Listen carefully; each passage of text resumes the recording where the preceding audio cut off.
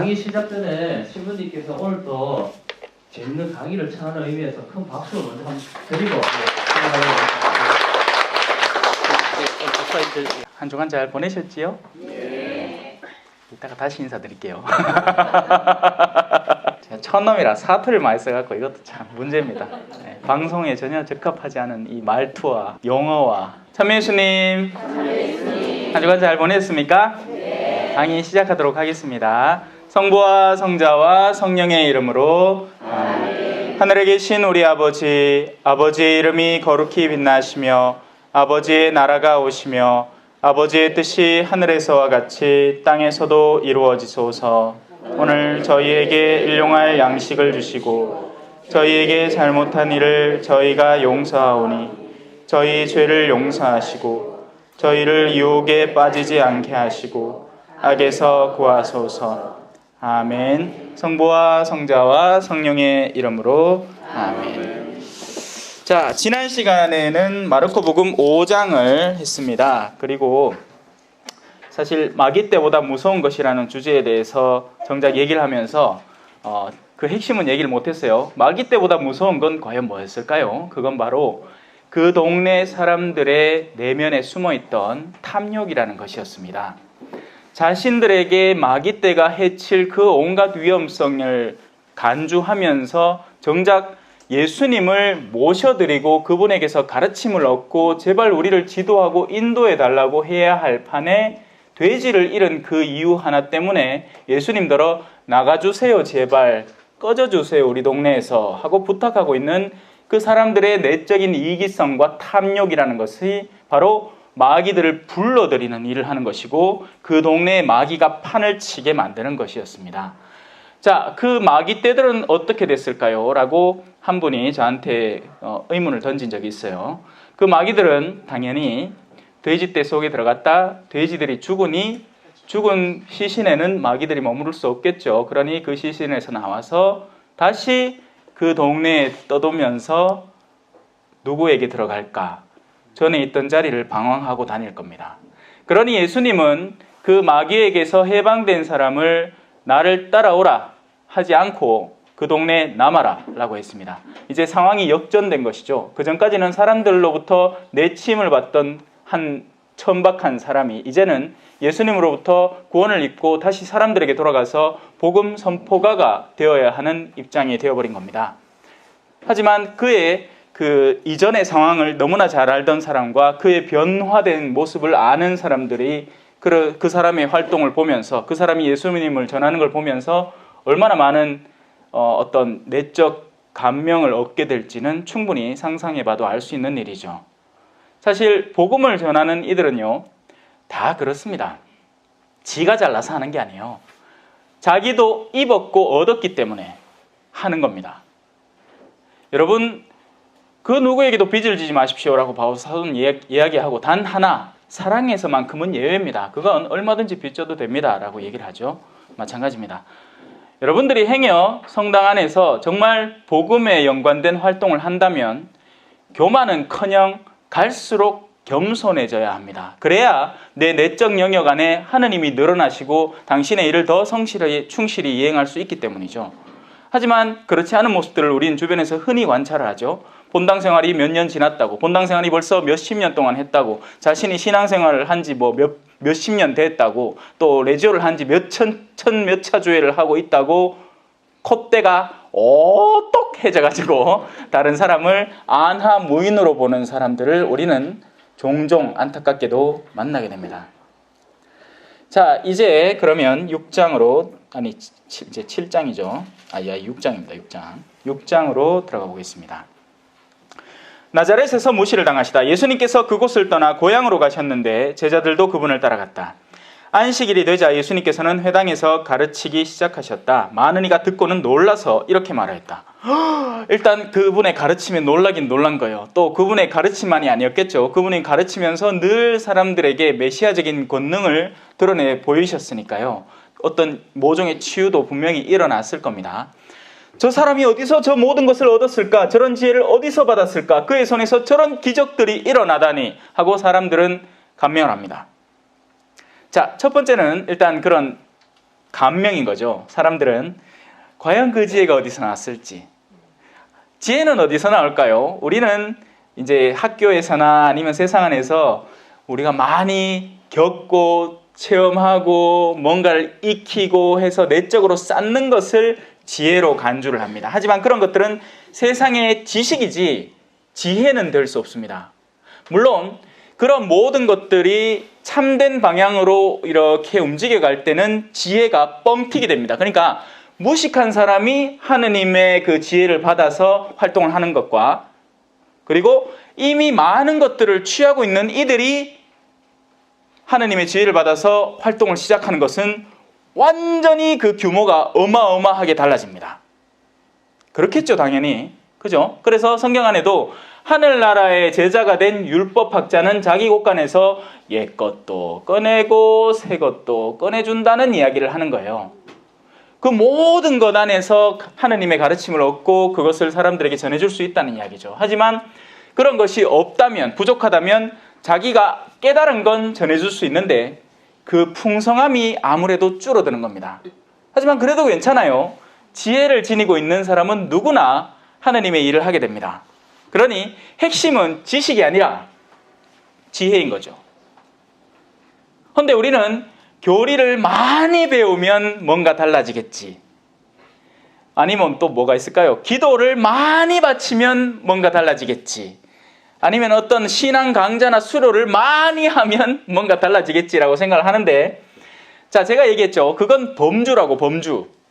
핵심은 하나의 움직임에 달린 겁니다. 그 하나의 움직임, 이 살짝 변화되는 그 움직임에 따라서 그 모든 것들이 정말 가치로운 쓰임새로 탈바꿈할 수도 있고, 아니면 바오로 사도가 고백한 것처럼 나는 이 모든 것을 쓰레기로 여깁니다 라고 얘기할 수도 있는 것입니다. 그리고 실제로 우리가 많이 배우고 학식이 높으면 높을수록요, 겸손이라는 덕목에 대해서 멀어질 수밖에 없습니다. 안 그래요? 특히나 성당 안에서 음악 하시는 분들 한번 보십시오. 음악은 자존심이 있어야 하는 거예요. 음악 하는데 겸손해 보면 이거는 뭐 음악 하지 말라는 얘기밖에 안 되는 것처럼 느껴지는 것이 통상적입니다. 그죠? 그래서 성가대라는 그룹은요, 굉장히 조심해야 됩니다. 왜냐하면 곧잘 뽐냄, 막 다른 부류 그룹과 뭔가 차이점을 극명하게 드러내고 싶어하고 더 높은 자리에 서고 싶어하고 더 많이 뽐내고 싶어하는 마음이 가득하기 때문이죠. 하지만 교회 안에서의 성가의 위치 자체가, 그죠? 기도를 위해서 그 받침을 해주는 것이 성가지, 노래자랑 대회 전국 안 해주나? 전국 노래자랑 이게 아니에요. 콘서트를 하자는 게 아닙니다. 성가대는 신자들이 더 그 미사의 분위기에 젖어들어서 그 성가를 더 아름답게 하나님께 찬미의 기도를 그냥 말로 바치는 것보다 거기에 운율을 덧붙여서 더 아름답게 바치는 게 핵심이기 때문에 바로 그 기도를 하자는 모임이지, 자기들끼리 뭐 막 연습해갖고 막 앞에 뽐내듯이 막 한 곡 쫙 뽑아내고 이런 게 아닙니다. 그래서 그 방향이 조금이라도 틀어지면 우린 잘못된 길을 너무나도 쉽게 걸어버리는 거죠. 자, 지혜에 대해서 설명하고 있습니다. 지혜라는 것은요, 바로 그렇게 한 변화점이 핵심입니다. 그 변화점은 무엇일까요? 하나. 지혜에서 제일 처음인가 뭐 하여튼 지혜서에 나옵니다. 하느님을 경외하는 것이 지혜의 시작입니다. 그 점을 상실한 채 다른 모든 것을 채워보십시오. 다 쓰레기입니다. 정말 말 그대로 쓰레기입니다. 그런 많이 채운 것들이 도리어 자신을 하느님과 갈수록 멀어지게 만들어버리니까요. 내가 배운 게 아까워서, 내가 지금까지 쌓은 게 아까워서 하느님께 가야 하는 그 한 걸음을 못 가게 되는 거죠. 장군 나만 이야기 아시죠? 예언자를 만나서 예언자가 뭐라 했습니까? 요르단강에 가서 씻으세요. 그러니까 장군 나만이 뭐라고 화를 냅니다. 자기 부하한테. 뭐라 개산노? 아니 사투리 하면 안 되죠. 뭐라고 하느냐? 무엇이라고 말을 하는 것이냐? 나는 장군이다. 이런 장군에 나 같은 능력을 지닌 사람이면 적군들의 머리를 100개를 베어오면 그제서야 나의 병을 낫게 해준다는 그런 어려운 도전 과제를 줘야지. 요르단강이랑 개나 소나 다 가잖아. 요르단강인지 무슨 강인지 내가 잘 모르겠다만은 지금은 하여튼 무슨 강이가 씻으래. 요르단 맞대요. 예. 아니 나 그 쉬운 거 뭐 아무나 할 수 있는 거 내가 그거 지금 꼭 해야 되나? 그러니까 부하가 얘기하죠. 장군님, 힘든 일을 시켰으면 하실 거 아닙니까? 이렇게 쉬운 일을 시키는데 한번 해보이소. 자, 나만에게 지금 힘든 일은 뭐죠? 자신의 자존심을 꺾는 것입니다. 이 사람에게 힘든 일은 적진을 파고들거나 생명을 무릅쓰고 막 칼날을 휘두르면서 적장과 이렇게 싸워가지고 이기거나 이런 일이 아닌 거예요. 자신에게 진짜 힘든 단 하나의 일, 그건 바로 하느님 앞에 무릎을 꿇는 것이죠. 그러니 역으로 이걸 생각해 보면 우리가 얼마나 많은 유혹에 시달릴 수 있겠습니까? 하느님 앞에 무릎 하나만 꿇으면 되는 일인데 거기까지 가는 것이 너무나 힘들어지는 거예요. 그러니 지혜가 부족한 사람이 되는 거죠. 여러분들 주변에 그런 사람 많이 보잖아. 내 기도 이런 거 9일 기도도 같이 받고 있잖아. 내 성지순례는 예루살렘도 가보고 베들레헴도 가보고 뭐 그것도 가보고 유럽도 가보고 파티마도 가보고 루르도 가보고. 근데 정작은 지혜가 없는 거예요. 왜? 하느님 앞에 두려움이 갖춰져 있지 않은 사람이니까요. 그러니 지가 신입니다. 자기가 하느님보다 높은 신이고 사람들은 하느님의 말을 듣는 게 아니라 그 사람이 하는 역할은 사람들을 모아서 하느님께로 갖다 바쳐서 하느님 앞에 순명하게 하는 게 아니라 자기한테 다 끌어오는 거예요. 자기한테 다. 그리고 자기한테 순명하게 하는 겁니다. 내가 이런 것도 할 줄 알고 저런 것도 할 줄 알고 기도 생활도 해봤고 하니 너희는 내 말만 들어 라고 얘기를 하고 싶은 거예요. 이 사람의 속내는. 물론 그렇게 대놓고 얘기하진 않겠죠. 아주 교묘하고 교양 있는 척 하겠지만 그의 핵심은 결국 사람들의 인기를 자신에게 끌어당겨서 그들이 나에게 복종하게끔 하는 겁니다. 그건 들어보면 알아요. 이 사람이 근본 목적이 어느 방향인지, 정말 예수 그리스도이고 하느님인지, 그리고 그분으로부터 오는 성령을 우리에게 주고 그 성령으로 인해서 우리가 진짜 기쁘고 즐겁게 신앙생활을 하려고 도와주는 것인지, 아니면 뭔가를 자꾸 눌러서 억압하고 우리를 주눅들게 만들고 그렇게 해서 그 기쁨을 앗아가버리고 뭔가 수동적이고 피동적으로 만들어버리는지 여러분은 식별을 잘 하셔야 됩니다. 왜? 하느님의 사람은요, 누구를 억압하지 않습니다. 오히려 반대로 자유롭게 만들고 신앙생활을 기쁘게 해줍니다.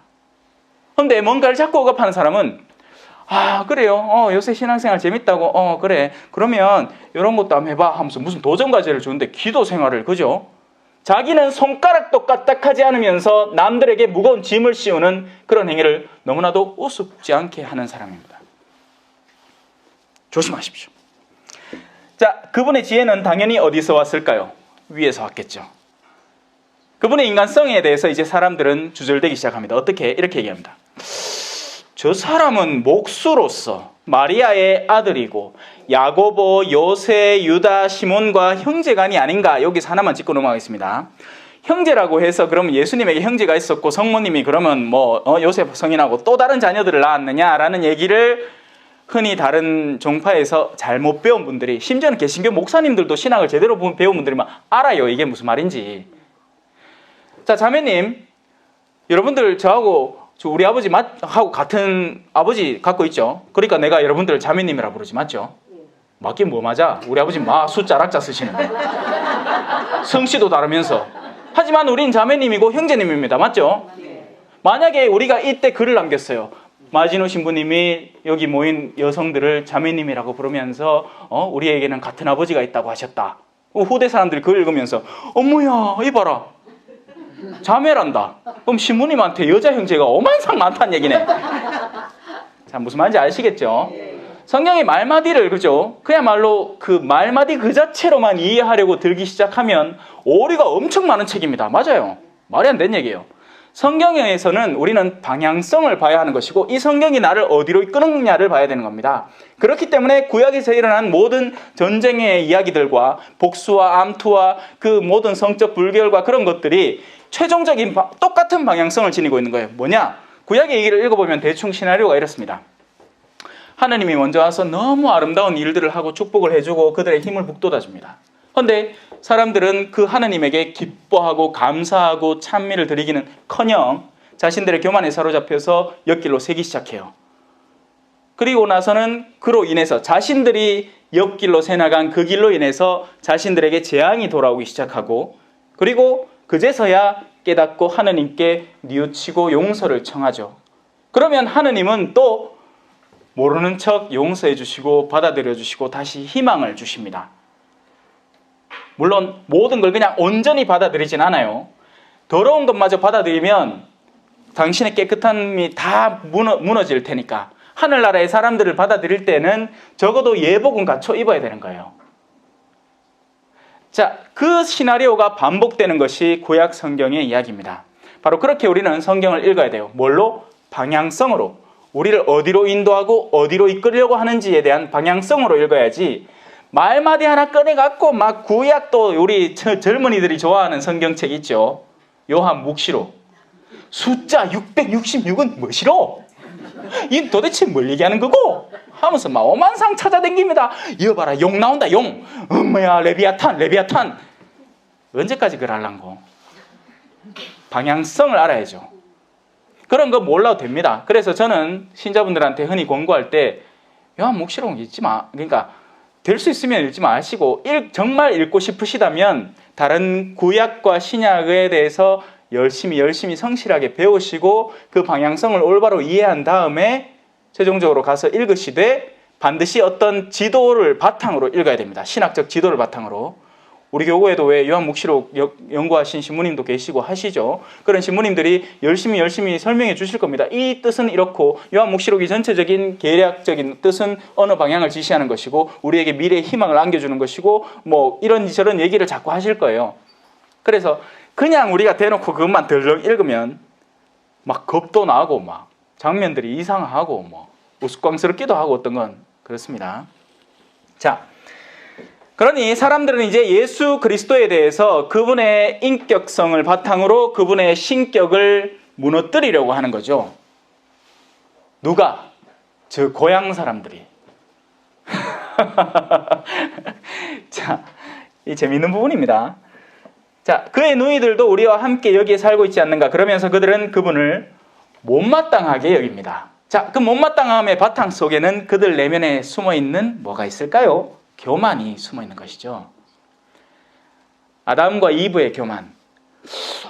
동산의 모든 열매 뭐 맛있고 좋은데 저거는 와 건드리지 말라 하지? 내 딱 저거 하나만 건드려 보면 안 되나? 하는 마음을 늘 갖고 있었던 겁니다. 바로 신적 권위에 도전하고 싶은 우리의 원인 거죠. 바로 거기서부터 모든 어지러움들이 양산이 됩니다, 여러분. 여러분들이 하는 모든 일상생활의 어지러움들을 원인을 잘 추적해서 찾아보면 결국에는 우리의 교만이 숨어 있습니다. 남편과 트러블이 왜 생기죠? 교만하고 싶으니까. 남편이 내 말 듣게 하고 싶지 내가 남편에게 네 서방님 하고 순종하고 싶지 않은 거예요. 이제 나이도 작고 자식들도 다 이제 내 말만 듣고 내 평소에 늘 남편 욕을 자식들한테 해놨시 자식들도 다 내 패이고 이제 힘 있나 돈도 못 벌고 은퇴해갖고 방구석에 있는데 이제 아직도 삼식이가 나 이딴 얘기나 하면서 무시하는 거죠. 하지만 그 안에는 어마어마한 교만이 숨어 있습니다.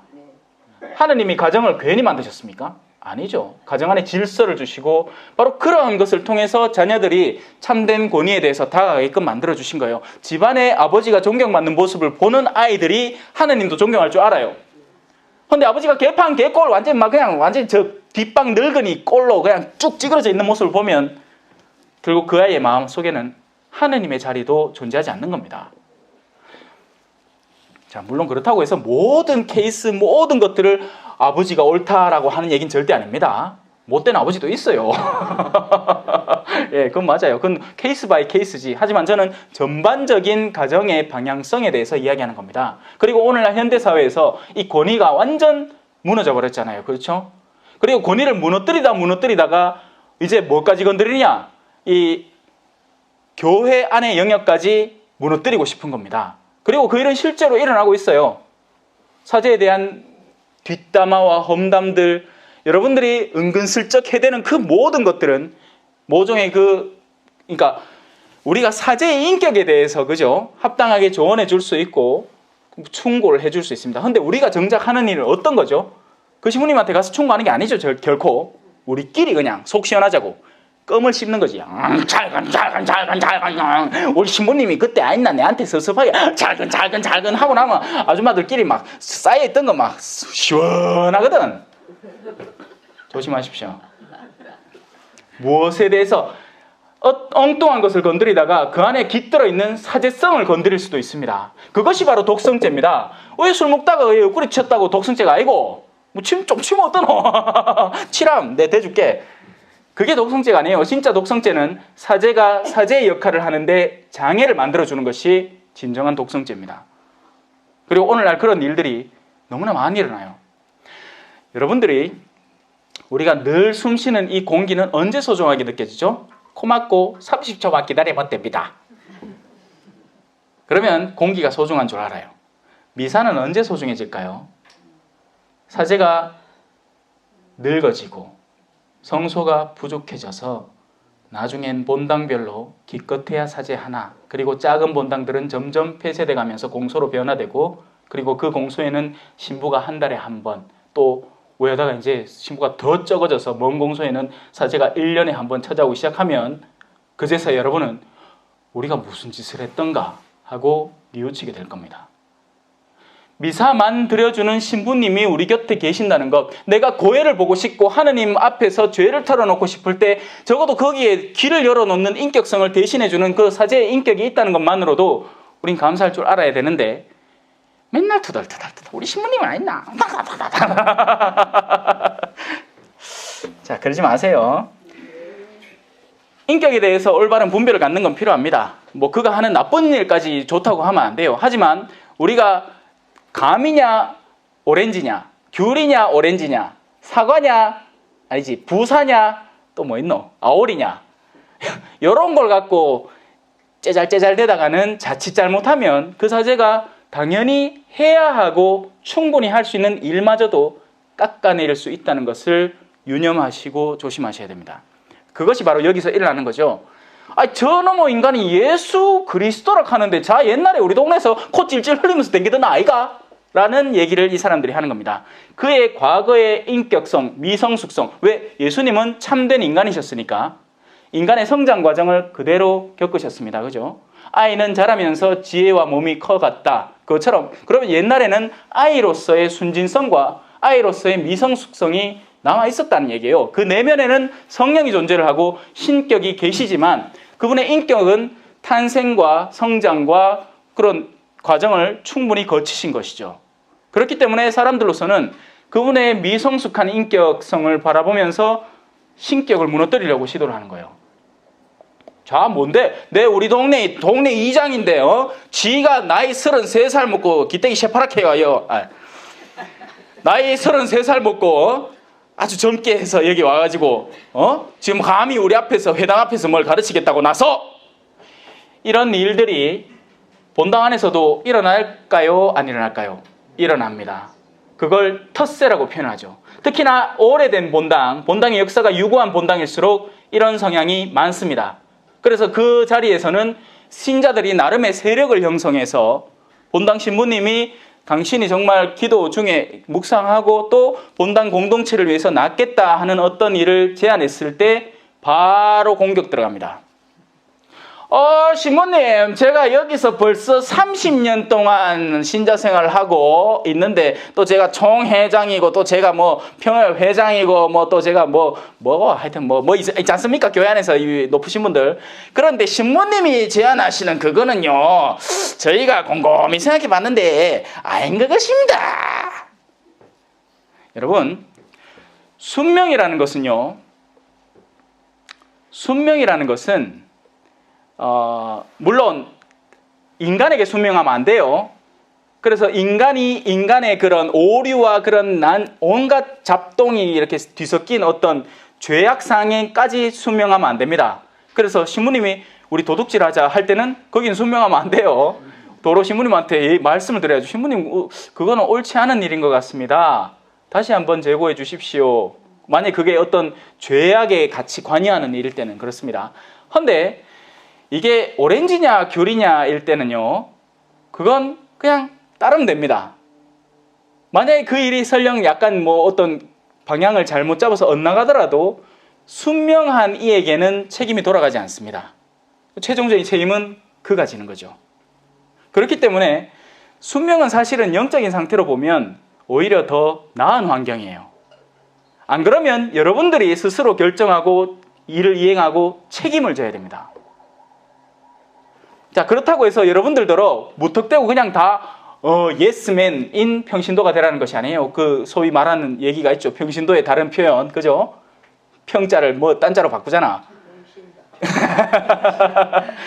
그러니까 그렇게 되라는 건 절대 아닙니다. 여러분들은 분별력을 지니고 있어야 돼요. 하지만 심판하거나 아니면 사제가 사제로서 하는 일에 올바른, 그러니까 사제가 사제로서 제안하거나 이끌려는 그 길에 반대하는 행위에 대해서는 조심해야 한다는 이야기를 제가 지금 드리는 거죠.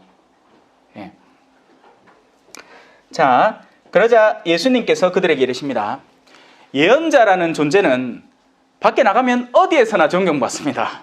하지만 고향과 친척과 집안에서만큼은 존경받지 못한다라는 이야기를 해주십니다. 그리고 그것은 사실입니다. 누구에게나 적용이 되는 것이죠. 그가 예언자로 일한다면 이야기입니다. 그가 진짜 예언자로 일을 하고 하느님의 뜻을 사람들에게 전하려고 한다면 그 사람에게는 그 고향, 친척, 집안에서는 합당한 존경을 못 받는 것이 사실입니다. 구체적인 사안을 얘기할 수 있지만 제 개인적인 이야기가 되기 시작하고 거기에 연계되는 사람들이 있을 수 있기 때문에 넘어가겠습니다.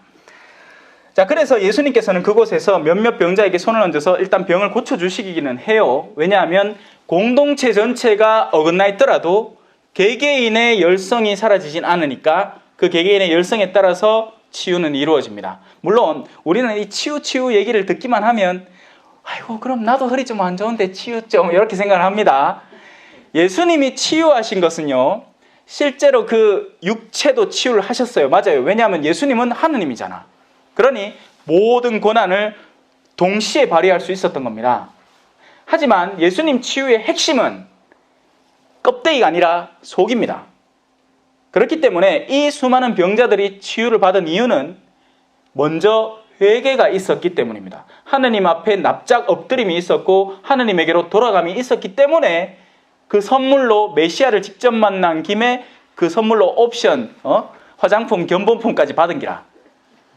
핵심은 화장품이에요. 핵심은 화장품이고 그 화장품은 나의 내면을 변화시키는 화장품이고 견본으로 주는 거는 이것도 한번 써보라는 거지. 왜? 메시아니까 우리 화장품 판매하는 아줌마들 왜 집에 오면 제 어릴 때도 우리 어머니 그죠? 다 오면 아이고 예 이것도 한번 써보이소 내 드릴게. 아이고 우리 친하잖아. 그래 이것도 한번 써보이소 하잖아요.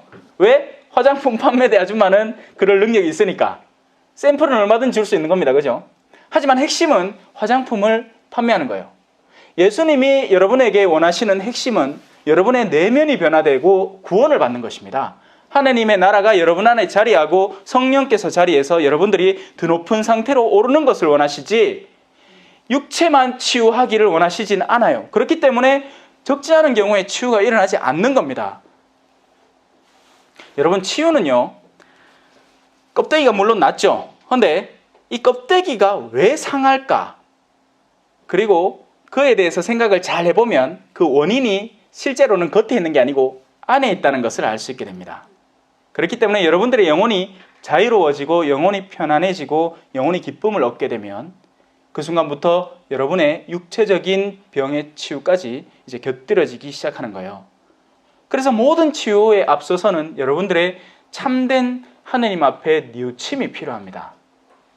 그게 선행되지 않고는 암만 용하다는데 찾아가 보십시오. 무슨 성령 치유 기도회, 연례 대피정, 어느 딴 나라에서 오신 유명하신 신부님, 그분이 막 장풍으로 안수를 막 쌓아준다 해도 치유는 안 일어납니다. 설령 일어나면 그건 다른 어떤 존재가 여러분에게 다른 자신의 방향성으로 이끌기 위해서 끌어당기는 것일 수 있습니다. 어둠의 영도 빛의 천사를 흉내낼 수 있어요. 그렇기 때문에 가짜 치유를 줄 수 있습니다. 왜? 지금 잠깐 치유하고 나중에 죽으면 되잖아. 영원히. 지금 잠깐만 치유해 놓으면 그 사람은 오예 뭐 되는데 야, 요거 내가 요 몇십 며칠 기도를 막 빡시게 마쳤지만 결국엔 내 이 노력으로 다 되는구나. 내가 해내서 결국 내가 치유를 받은 거구나. 내가 이 치유를 따낸 거네. 그러면 그 곁에서 누가 좋아하겠습니까? 마구가 막 춤을 출 깁니다. 야가 드디어 하느님을 상실하고 지 자신의 교만에 완전히 사로잡혀 버렸네. 호, 내가 원하는 그대로 되는데. 자, 그래야 예수님께서는 그곳 병자의 손을 얹어서 병을 고쳐줬지만 그 밖에는 아무런 기적도 할 수가 없었습니다. 왜? 주려고 하면 뭐합니까? 받아들일 마음이 없는데. 그리고 예수님의 인격성은요, 사실 고향 사람들에게 정이 갈 수밖에 없는 겁니다. 그렇죠? 내가 지금까지 터전을 삼아왔고 지금까지 자라오면서 늘 길 가면서 인사해 오신 어른들 얼굴을 보면 얼마나 더 잘 알겠습니까? 그러니 예수님은 그 인격성 때문에 자신의 신격을 더 풍부히 나눠주고 싶은 욕구에 사로잡혀 계셨을 겁니다. 하지만 정작 현실은 도로 고향 사람들이 치유를 못 받는 거죠. 저는 이제 한국이라는 고향에 돌아왔죠. 두고 볼 일입니다. 그죠? 저는 볼리비아에서 열심히 사람들을 가르쳤고, 그 사람들의 삶은 변화되기 시작했습니다. 정말 극심한 상황에 치닫던 어떤 부부의 케이스. 막 남편 불륜 저지르고 하는데 이제 가갖고 그러지 마소. 그래, 간단하게 몇 마디만 해주면 사제의 권위로 인해서 그 가정에 변화가 찾아왔습니다. 하지만 여기는 어떨까요? 먼저 저를 보면서 신부님 몇 살이에요? 왜? 한국은 나이가 중요하죠. 나이가 우선입니다. 자기보다 나이가 젊어. 그러면 셀이 빼딱, 야, 이거 뭐라고 하죠? 셀쪽하게 아니면 삐딱하게 보는 거예요. 자기보다 일단 나이가 적잖아. 그리고 또 묻는 거 있어요. 혹시 학교 어디? 예? 그러고 제가 이제 뭐 사투리 쓰니까 당연히 경상도 지역에 속한 사람이겠죠. 예수님의 제자들도 그랬잖아요. 그죠? 베드로가 얘기를 했을 때 당신 갈릴레아 사람 아니요? 저도 만약에 뭐 예수님 뒤따라 다니다가 순환 피해갖고 저 밀쭉이 있는데 옆에 있는 사람들하고 저 예수님 의되는겨? 가면 옆에 있는 사람이 당신 경상도 사람, 저 예수라는 작자하고 같은 동네 출신이네 하겠지요. 저 사투리 안 써요. 대신에 요 그릇은 대파 주세요. 그래, 금방 들키겠지 뭐. 그런 인간적인 면모들이 예언자의 신적인 면모를 많이 깎아내려 버립니다. 그게 예언자의 신적인 면모가 깎이는 게 아니라 사람들의 내면 안에 충분히 수용할 수 있는 그의 거룩함과 영성에 대해서 스스로 문을 닫기 시작해 버리는 것이죠. 또 당신 신학 학사 박사학위 있어 이런 거 막 물으면 저 할 말 없습니다. 이제 12제자를 파견을 하십니다. 그들이 믿지 않는 것에 놀라십니다. 그리고 예수님께서는 그 역으로 여러 마을을 두루 돌아다니시며 가르치십니다. 안 그랬으면 고향 사람들이 붙잡았고 자신들에게 더 많은 것을 쏟아달라고 요구를 했으면 예수님 아마 거절 못했을 거예요. 예수님이 제일 처음에 행한 기적이 뭐였죠? 가나의 혼인잔치죠. 누가 청했습니까? 엄마 때문에 첫 기적이 시작이 돼버린 거예요. 아직 때가 안 이뤘거든. 하지만 엄마의 그 간절한 애원이 그 첫 때를 당겨버린 거죠. 자신의 고향 사람들이 나를 지금까지 지켜봐오고 나의 어린 시절부터 내 엄마 마리아가 나를 키우는 모습을 잘 봐오고 했더라면, 만약에 그들이 예수님으로부터 이제 이분이 메시아라니까 더 기쁘고 더 즐거워하면서 이제 땡기려고 노력을 하면 예수님은 당연히 고향 마을부터 시작해서 복음을 꾹꾹 밀어넣어서 다른 데로 퍼뜨려 나갈 겁니다. 그런데 엉뚱한 일이 생긴 거죠. 고향 마을이 삐쭉 솟아나와서 위에서부터 오는 빗방울에 대해서 거부를 해버리니까 일단 그 내려온 비는 자기 사명을 수행해야 되기 때문에 이제 예수님은 여러 마을로 돌아다니시기 시작하는 겁니다. 아무도 모르는 일이죠. 일이 어떻게 벌어졌게 됐을지는. 우린 다만 벌어진 일만 들고 있을 뿐입니다. 하지만 지금의 이 일은 오늘날 현대사회에서도 똑같이 벌어지고 있다고 간주하시면 됩니다. 12제자를 파견하십니다. 그리고 12제자를 부르시어 주시는 것이 뭐냐? 일단은 먼저는 부르심입니다. 제자들이 다가와서 우리 12제자로 만들어져 있어 한 게 아니라 예수님이 오너라 제자 다나, 그리고 너희들 가운데 내가 12를 뽑겠다 하고, 이 마르코 복음엔 단촐하게 나오지만 예수님은 제자들을 뽑기 전에 산에 올라가서 먼저 시기 기도함 땡기십니다. 쫙 땡기시죠, 기도를. 무슨 패가 좋을지. 그죠? 여러분도 왜 한판 칠 때마다 쫙 땡기고 고심하잖아. 아무거나 막 안 던지잖아요. 예? 손에 막 광이 3장인데 광 한 번 휙 던지지 그러진 않잖아. 쫙 땡겨보고 뭐가 좋을지 고심을 합니다. 예수님도 그랬어요. 영적인 고심을 하셨죠. 그리고 제자단을 뽑으십니다. 누가 뽑혔을까요? 다 잘난 사람들? 아니죠. 그럼 다 못난 사람들? 그것도 아닙니다. 고리고리 뽑았습니다. 고리고리. 골고루 뽑으신 거예요. 골고루. 잘 사는 사람, 못 사는 사람, 학식 있는 사람, 학식 없는 사람, 열성이 있는 사람, 순진하고 소박하고 내성적인 사람들을 다 뽑으셨습니다. 우린 그렇게 뽑힌 거예요. 왜? 다 소중하니까. 12제자에 안 뽑혔다고 섭섭해하지 마십시오. 아이고 저는 뭐 잘나가 목에 그 로망카라고 신부하노. 나도 신부하고 싶은데. 아니에요 여러분. 이 사람은 신부가 될 수 있도록 그 길이 마련된 것이고, 여러분에게는 여러분의 길이 엄연히 존재를 하는 것입니다. 넘길 탐내거나 그런 일 절대 하지 마십시오. 그만큼 추잡한 일이 없다. 와, 먹는 음식 위에 옆에 넣은 거 보지 말라고 하잖아. 맞죠? 성소의 길도 마찬가지예요. 여러분이 가고 있는 길이 꽃길입니다. 남 길이 꽃길이 아니에요. 그 길 막상 가보면 뒤입니다. 겉으로 보면 멀끔해 보이고 좋아 보이지. 막 겉으로 보면 막 정결해 보이고 막 이런 거 이거 막 매달고 막 이렇게 옷도 시커먼 거 입고 막 하니까 뭐야 뭐 멋있다. 나도 저런 거 입으면 안 되나? 입어 보이소. 이 덥다 이거. 추울 땐 춥고 이거는 또 뻣뻣해갖고 고개도 안 돌아가고 이거. 그래 신부가 교만이시죠. 농담입니다. 예. 고개를 못 숙이면 허리를 숙이면 되죠. 간단한 일 아닙니까, 그죠? 자, 그래서 제자들을 예수님이 부르셨습니다. 골고루 부르셨습니다. 예수님의 그 지혜 안에서 부르셨습니다. 그리고 권한을 하나 주십니다. 더러운 영들에 대한 권한이었어요. 그래서 제자들은 그 권한으로 사목 활동을 하는 겁니다. 그리고 그 대표적인 활동이 어디에서 드러나느냐? 바로 오늘날의 가톨릭 교회 안에서 고해소 안에서 드러납니다. 더러운 영들에 대한 제어권이 존재를 해요. 그런데 문제는 뭐냐? 사람들이 들어와서는 더러운 영을 꺼내 보여야 사제가 그걸 잡아서 내동댕이 치고 버릴 거 아닙니까? 탈리타 쿰! 그러니까 거기서 나온 사탄아 물러가라! 외쳐줄 거 아닙니까? 그런데 고해소 안에까지 들어와서는 꽁꽁 싸매. 뭘 싸매는데? 결국에는 지가 잘못했는 이야기를 해야 되는데 딴 사람 이야기부터 시작합니다. 우리 남편이 6.25 사변 때 이래가 피난을 와갖고 내가 친척들하고 사는데 우리 동서는 나를 그렇게 괴롭히쌌고 그래갖고 내 어제 우리 아들한테 소리 함 질러십니다. 뭘 하는 거죠? 방어막 치는 거지. 우리의 죄를 고백하는 게 수치스러우니까 다른 이들에게 한눈 팔게 만드는 거고, 그렇게 해서 사실 소중한 고의 시간을 엉뚱한데 다 빼는 거예요. 그냥 간단하게 한마디만 하면 됩니다. 신문 죄송합니다. 하인 죄송합니다. 제가 우리 아들한테 화가 나갖고 그 화를 못 참고 내가 소리를 질렀습니다. 끝나는 이야기예요.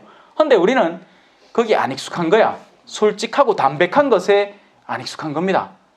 우리는 그걸 막 포장을 막 해요. 포장을 막 해갖고 신부님이 딱 받았을 때 포장 벗긴다고 시간 다 보내고로 하는 거예요. 그런데 들어보면 결국 하나밖에 없습니다. 죄는. 자, 여러분도 조심하십시오. 사제들은 더러운 영에 대한 권한을 가지고 있습니다. 그리고 그걸 얼마든지 운영할 수 있습니다. 그래서 여러분들이 할 일 단 하나의 일은 여러분들이 갖고 있는 더러운 영에 대해서 올바로 분별하고 그걸 꺼내놓는 거예요. 고해성사는 부끄러워야 됩니다. 안 부끄러우면 도로 자신의 악습을 가중시킵니다. 맞겠죠? 우리 상처 났을 때 어떡합니까? 아프기 때문에 병원을 갑니다. 안 아프면 어쩌죠? 한번 또 견뎌보는 거예요. 내일이나 아플라나 모레나 아플라나 하다가 나중에 이가 다 썩어 문드러져가지고 안에 신경이 완전히 엉망됐을 때 그때 갖고 치료해달라 하면 뭐 해야 될까요? 임플란트 해야지. 그냥 충치만 떼었으면 될 거를, 그죠? 몇백만 원씩 들어갖고 임플란트를 해야 되는 겁니다. 왜? 젠디다가 참다가 마찬가지로 고해는 수치스러워야 됩니다. 이 사제 저 사제에 돌아다니면서 철새처럼 고해보는 신자들 치고 제대로 된 신자 거의 없습니다. 자기 본당 주인 신부님에게 미워도 다시 한번, 부끄러워도 다시 한번, 내 목소리 알 것 같아도 다시 한번 가서 보는 것이 진정한 고해를 이룰 수 있습니다. 고해는 아프고 부끄러워야 됩니다. 수치가 동반되지 않고 그 수치를 애써 피하려고 갖은 노력을 기울이다가 엉뚱한 길에 빠지는 신앙인들이 적지 않습니다. 핑계는 많아. 우리 신부님 바쁘다. 진짜 그래 바쁠까에, 그죠? 자기도 미사 늦었고, 신부님도 이제 미사 준비하러 가야 되는데 그째 더 가고, 어이구 신부님 성사도 안 주고 섭섭하네. 그렇게 샀습니다. 아니죠. 둘씩 짝지어 파견하기 시작하십니다. 공동체를 마련을 해서 보내시는 거죠. 서로 힘들 때 이렇게 도움도 되고 서로 시너지 효과를 일으키라고. 그리고 여러분들은 가정을 꾸리잖아요. 서로 시너지 효과를 일으키라고.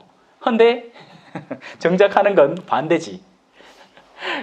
우리에게는 장점과 튀어나온 장점과 들어간 단점이 있어서 그 두 개가 잘 결합을 하면 완전한 악귀를 질 수 있고 그게 단단히 결합이 되는 것이 통상적인데 이걸 어떻게 쓰느냐?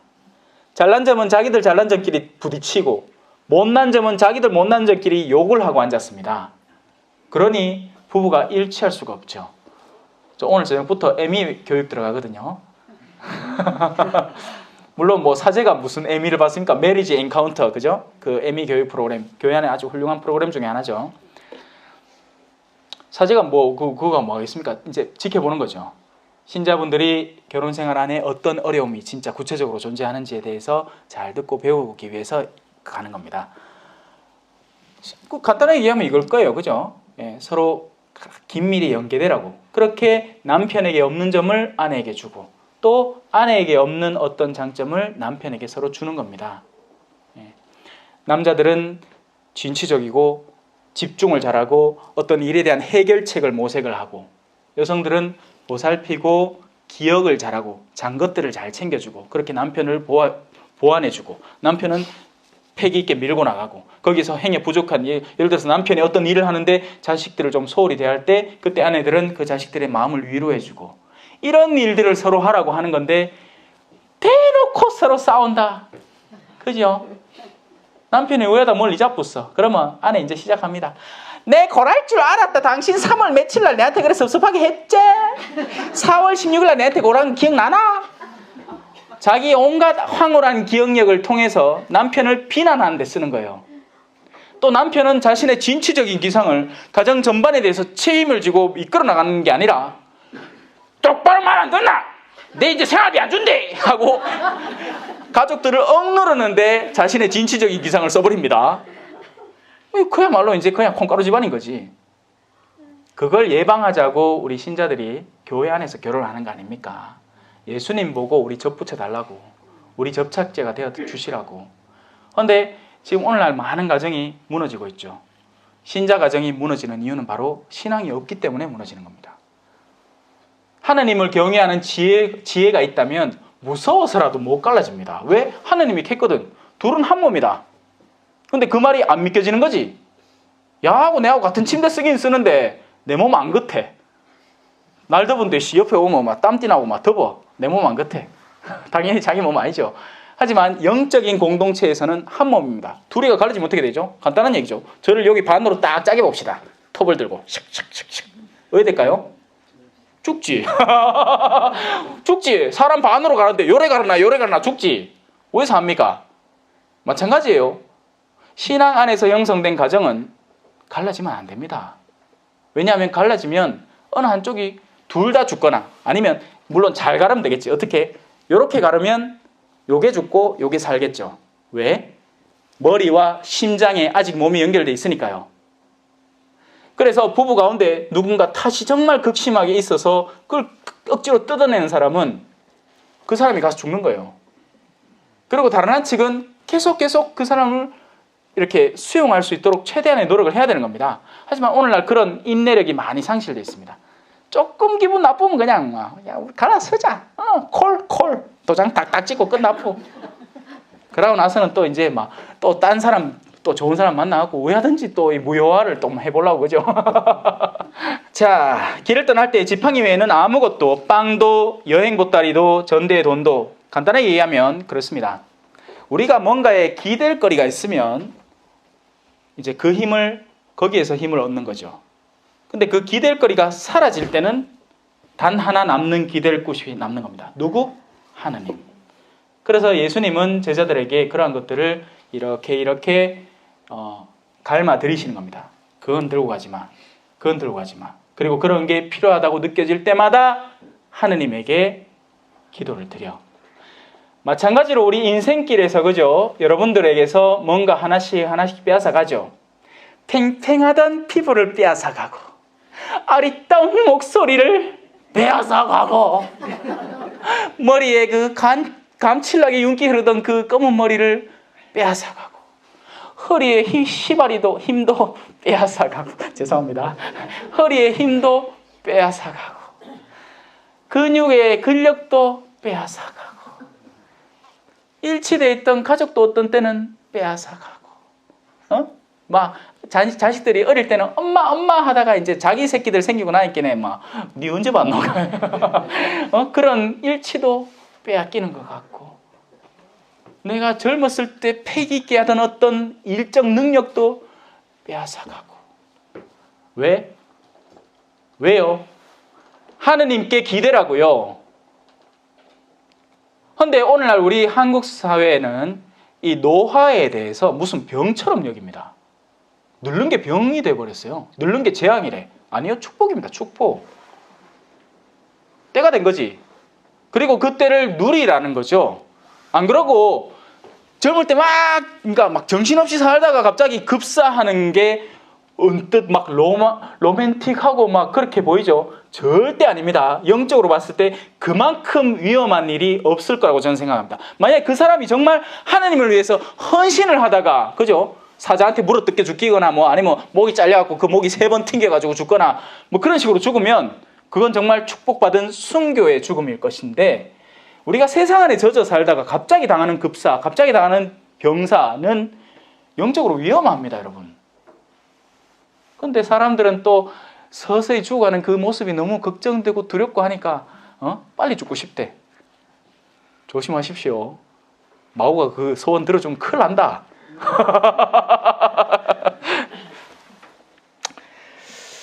그들에게 말씀하셨다. 어디에서나 어떤 집에 들어가든 그 고장을 떠날 때까지 그 집에 머물러라. 또한 어느 곳이든 너희를 받아들이지 않고 너희 말도 듣지 않으면 그곳을 떠날 때에는 사람을 받아들일 때는 좋아요. 받아들인 그대로 살면 됩니다. 물론 받아들인 그대로도 잘 안 살려고 하죠. 그 환경을 자꾸 막 개선시키려고 해요. 인간적인 입장에서. 그러니까 내가 간 사제관이 그대로면 거기에 맞춰서 그냥 살면 됩니다. 진짜 뭐 물이 안 나오면 물 안 나오는 거 고치고 뭐 해야지. 근데 막 키우고 늘리고 막 해갖고 막 자기가 쓰지도 않을 방을 막 몇 개를 만들어 놓고 모르겠어요. 저는 보자 때부터 시작해서 그 범어성당의 제일 옛날 성당, 지금 범어성당 말고 지금은 무슨 그죠? 너무 커져 버렸어. 옛날만 해도 보자 신부방이 쪼맨했어요. 그래서 살다가 이제 이대리구청이 생기고 대리구청 안에 들어갔는데 어머야 사제관이 이렇게 좋을 수도 있구나 싶었습니다. 얼마 못 갔어요. 왜? 고산성당 가야 됐거든요. 고산성당의 보좌님은 지금 방은 또 커. 옛날 방은 교리실을 그냥 대충 해갖고 화장실도 막 한 평 정도 되고 막 이렇게 막 일 보다가 막 머리 부딪히고 막 그런데 살다가 또 어디를 보내겠습니까? 볼리비아를 보내버렸죠. 그러니 저는 그냥 가는 대로 살았어요. 그리고 그게 그냥 당연한 줄 알았고 그냥 익숙했죠. 그러다가 이제 한국에 또 와서 저는 또 여기 계산성당 여기 대리구청에 살았잖아요. 처음에는 또 방을 또 주인 신부님급을 쓰는 방을 또 저한테 주는 거예요. 마침 그 방이 비어 있어서 어머야 막 방 안을 몇 번 한참을 걸어 다녀야 방을 다 돌아봐. 안에 뭐 옷장이 내 예전에 쓰던 내 방 거실만 해. 어머야 이거 다 왜 이래 크노 싶었어. 근데 나중에 알고 알겠대. 채워야 될 게 많더라만. 그럼 저는 처음에 여기 올 때는 가방 2개 들고 왔습니다. 처음에 선교장에서 나올 때 그죠? 근데 이제 주인식으로 살기 시작하면서 소소하게 늘어가는 물건들이 있잖아요. 그러니 어쩔 수 없이 물건이 늘 수밖에 없어요. 그런데 우리는 왜 그런 로망스를 꿈꾸지? 어떤 로망스? 사제에 대한 로망. 그 신부님 나중에 갈 때 가방 하나만 들고 가더라. 저는 조금 의심스럽습니다. 그러면 그 신부님이 뭘 다 버리고 갔든지 놔두고 갔든지 딴 사람한테 처분하게 하고 갔든지. 왜? 자기가 가면 일단 제가 한국에 와서 느낀 거예요. 볼리비아에서 나올 때는 여름 옷밖에 없잖아요. 그 더운 나라에서. 여기 와서 뭘 처음에 사야 되느냐? 얼어 죽겠어. 파카 사러 갔습니다. 저 옆에 백화점에. 파카 사고 옷 몇 개만 해도 벌써 짐가방이 막 늘기 시작해요. 그러니 여러분들이 이게 진짜 옳은 모습이다 하는 것이 다 옳지는 않다는 얘기를 제가 해드리고 싶은 겁니다. 합당한 수준에서 우리는 다 수용할 수 있고 우리는 부유하게도 가난하게도 그죠? 다 살 수 있는 바로 사도의 말을 기억하십시오. 그거 자체가 중요한 게 아닙니다. 그 사제가 본당을 떠날 때 가방을 몇 개 들고 가느냐가 중요한 건 아니에요. 그 내면이 중요한 것이죠. 자, 사람들이 그들을 받아들이면 가면 됩니다. 근데 떠날 때 받아들이지 않는 거를 떠날 때는 그냥 떠나지 않습니다. 경고를 분명히 하고 떠나요. 여러분들 착한 신자라는 것이 무턱대고 다 예. 그러셔요. 아이고 그거 좋죠가 착한 사람이 아니에요. 이건 멍청한 사람이고 무책임한 사람입니다. 그럼 누가 착하냐? 옳은 일에는 박수 쳐주고 네 그대로 하십시오. 혹시 필요한 일 있으면 제가 도와드리겠습니다. 가 되는 것이고 엉뚱한 일을 시도할 때는 합당한 경고를 해줘야 됩니다. 그러면 안 됩니다. 그럼 그 사람이 어떡할까요? 날 미워하겠지. 지 싫은 소리를 하니까. 하지만 그걸 감내하고도 그 충고를 해줘야 착함이 이루어지는 겁니다. 예수님의 제자들은 그렇게 살았어요. 떠날 때 나를 섭섭하게 했다고 해서 아이고 뭐 좋은 게 좋은 거라고 가지가 아니라 당신들은 우리의 말을 합당하게 수용하지 않았기 때문에 저는 적어도 그 증거라도 보이고 가겠습니다. 저는 여기에서 묻은 먼지마저도 가져가지 않겠습니다. 라는 표를 해줘야 되는 거죠. 여러분들의 일상 안에서 착한 사람이 된다는 것이 그냥 순진하고 결정권이 없고 모든 것을 수용해버리는 영적 나태함에 빠지는 걸 착각이라고 간주하지 마십시오. 자, 그래서 제자들은 떠나가서 한 가지를 선포합니다. 회개하여라. 돌이키라는 거죠. 그리고 많은 마귀를 쫓아내고 병자에게 기름을 부어 병을 고쳐줍니다. 그때 당시만 해도 병원이란 시설이 없을 게 당연했고 그래서 사제들은 자신들이 가진 어떤 좋은 성분의 기름을 통해서 실제적인 병도 고쳐줄 수 있었을 것입니다. 헤로데 이야기를 사실은 원래 오늘 해야 되는데 시간이 살짝 부족하긴 하지만 일단 그 남은 시간 안에서 노력해 보겠습니다. 헤로데라는 인물은요 과거에 사로잡혀 있는 인물이었습니다. 자신이 저지른 과거의 죄가 생생히 살아서 예수 그리스도라는 완전히 새로운 인물을 보는데도 그 즉시 자신이 과거에 저지른 그 죄과를 떠올리는 인물이었습니다. 세례자 요한의 죽음인 거죠. 그리고 그 세례자 요한의 죽음이 어떻게 일어났는지에 대해서 바로 이 부분에서 서술을 합니다. 여러분, 헤로데와 헤로디아 그리고 세례자 요한이 있죠. 헤로데는 우리의 인간성을 의미합니다. 우유부단한 인간성, 그리고 쉽게 유혹에 빠져들고 또 아니면 때로는 선한 뜻을 내는 인간성. 그래서 헤로데는 세례자 요한의 말에 귀를 기울이기도 하고 또 다른 한편으로는 지가 하면 안 되는 결혼에 빠져드는 헤로디아의 유혹에 자꾸 넘어가기도 하는 그런 중간치에 서 있는 존재라고 볼 수 있겠죠. 물론 최종적으로는 엉뚱한 데 기울어져 버렸지만 세례자 요한이라는 존재는 우리에게 영혼을 일깨우는 양심의 소리, 성령의 목소리라고 할 수 있습니다. 그리고 이게 바로 여러분들이 처한 현실이에요. 여러분들의 현실 안에서 여러분들은 끊임없이 이 양자의 목소리가 여러분에게 다가오고 있습니다. 자기야, 오늘 밤에 내 침소에 들어줘. 나 추워. 이렇게 자꾸 끌어들이는 목소리와 헤로데 대왕님, 당신이 지금 하고 있는 일은 합당하지 않은 일입니다. 당장 멈추고 그치고 다시 돌아오십시오. 하느님께로 돌아오십시오. 그래야 당신의 뒷날이 맑아지고 청명해지고 당신이 하는 모든 일들 안에 축복이 이루어질 수 있습니다. 자, 헌데 이 헤로데 대왕은 아무것도 아닌 일을 시작을 해요. 잔치를 벌이는 겁니다. 자신이 늘 왕으로서 할 수 있는 일, 그리고 누구를 초대하겠습니까? 자, 자신이 이미 왕이니까 왕에 합당한 사람들을 초대를 해야겠죠. 고관대작들을 초대를 한 겁니다. 누구에게 좋은 길일까요? 세례자 요한에게? 아니죠. 세례자 요한은 지금 벌써 깜빵에 지금 박혀갖고 이래 차고 막 발에도 족쇄 모여갖고 하고 있는데 누구에게 좋은 길일까요? 헤로디아에게 좋은 길인 겁니다. 왕의 허영이 드러난 순간이고 왕의 탐욕과 그런 물질적인 욕구와 온갖 그 명예욕이 만년에 펼쳐지는 순간이니까 이제 그 앞에 누가 와서 춤을 추느냐? 바로 그 헤로디아의 딸이 와서 아주 요염한 춤을 췄겠지. 위아래 위아래 뭐 이런 거. 그러니까 이 헤로데 대왕이 기분이 좋아졌습니다. 인간성은요 그렇게 세상적인 것에 곧잘 끌리고 그 쾌락에 맛들이게 되니까요. 그리고 늘 오류를 범합니다. 야야 내 왕국의 반이라도 내한테 주겠구만. 뭐라도 청해봐라. 네가 꼴랑 청소년인데 내한테 청해봐야 뭘 그래 청하겠노. 하지만 이 딸에게는 자신의 엄마라는 존재가 있었으니 이제 가서 묻습니다. 엄마야, 왕이 내한테 나라 반이라도 주겠다 하는데 내 선물 뭐 그렇고? 세례자 요한의 목을 쟁반에 담아달라고 해라.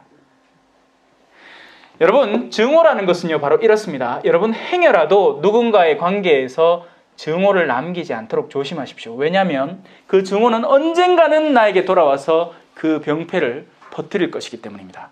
증오는 늘 내가 실수하기를 기다리고 내가 뭔가를 오류를 저지르기를 기다리고 그리고 그 순간이면 바로 파고 들어와서 내 내면을 어지럽히고 내가 하는 일이 엉뚱한 방향으로 이끌어가게끔 만들어버릴 겁니다. 그것이 증오의 특징입니다. 그래서 우리는 양심의 소리, 성령의 소리 거기에 늘 귀를 기울일 수 있어야 됩니다. 하지만 어떻죠? 가슴이 아프지 뭐. 성령의 소리는 하느님의 목소리니까 나의 제가 아까 고해성사에 대해서 얘기했죠. 수치. 그 수치는 우리가 겪고 싶지 않은 무언가입니다.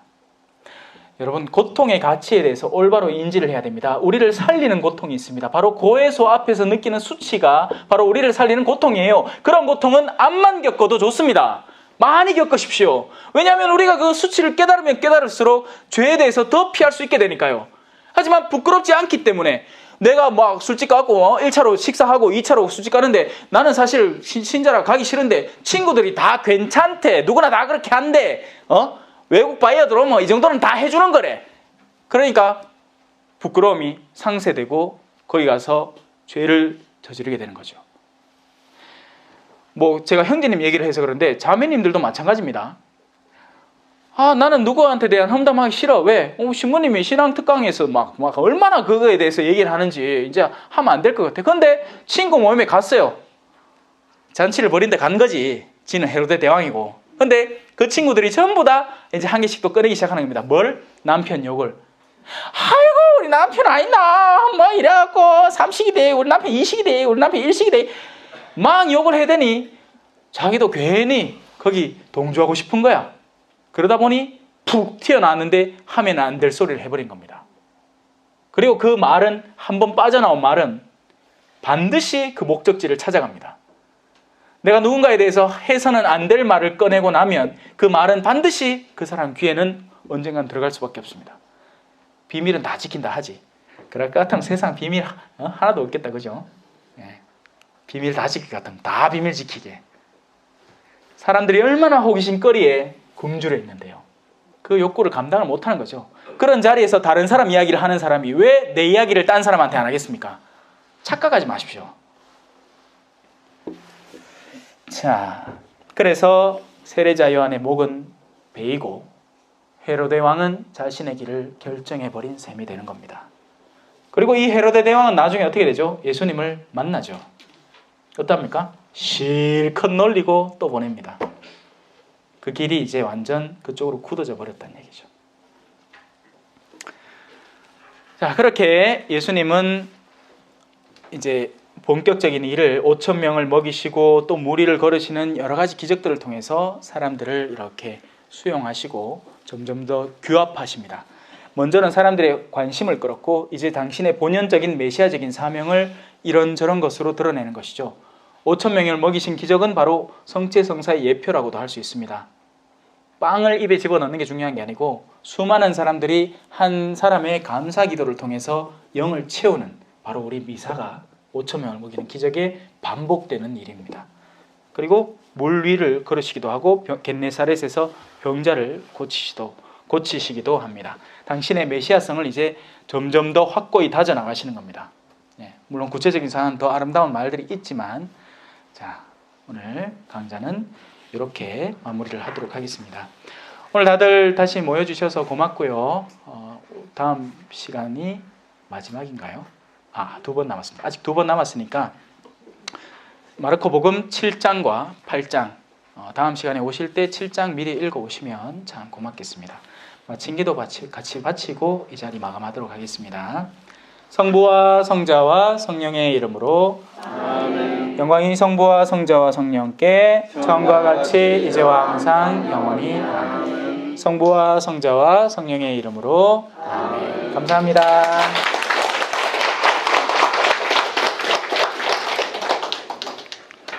오늘 강의 많이 참여해 주셔서 감사합니다. 다음 주에도 마지막 신부님 강의 계속되니까 다음 주에도 많이 와주시고요.